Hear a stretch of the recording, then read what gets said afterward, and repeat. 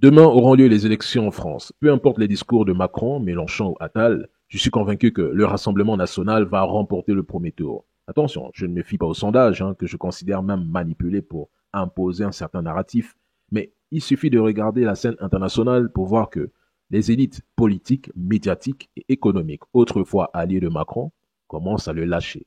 La dissolution de l'Assemblée nationale par le président Emmanuel Macron n'est pas une stratégie, mais un signe de son isolement et de son désespoir. Je tiens à vous le rappeler, c'est un chef d'État qui n'écoute presque personne et se fait passer pour un incompris. Il a joué avec l'avenir des Français. Je l'ai toujours dit, il fallait des Le Pen pour avoir des Macron au pouvoir et il fallait des Macron pour ramener l'extrême droite au pouvoir. C'est l'incompétence de Macron qui a conduit le RN à ce stade. Il suffit de regarder son bilan au lieu de faire du complotisme qui ne sert pratiquement à rien à ce stade.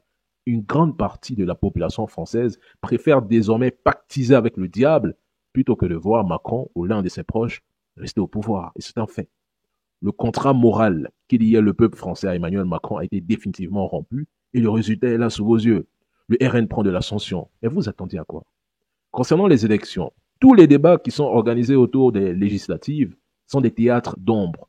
Bardella est un incompétent, il ne maîtrise pas ses dossiers, mais cela n'empêche pas les médias mainstream de vous le vendre comme du Nutella. Ces mêmes médias qui combattaient autrefois Marine Le Pen pour ses discours anti-Union européenne et OTAN accordent désormais une visibilité accrue à Bardella et Le Pen, facilitant ainsi leur ascension. Qu'est-ce que vous ne comprenez pas jusqu'ici? Ou bien, je ne sais pas, vous voulez qu'on vous dise cela en français facile? En tout cas, si l'immigration est leur principale préoccupation, partez investir ailleurs et quittez la France plutôt que de subir un système qui finira par vous rejeter. Le Pen exprime haut et fort ce que beaucoup de Français pensent en silence. Mais regardez les faux sondages fabriqués par les médias français, comme en 2023, où ils montraient que plus de 82% des Français soutiennent une loi pour expulser les migrants. Quant à moi, que le RN soit au pouvoir ou non, cela m'importe peu. L'Afrique est en état d'alarme. Et quel que soit le président en France en 2027, leur politique africaine ne changera pas.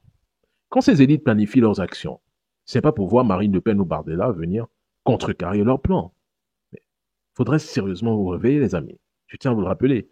L'Afrique est en état d'alerte maximale. Et ça, c'est un fait.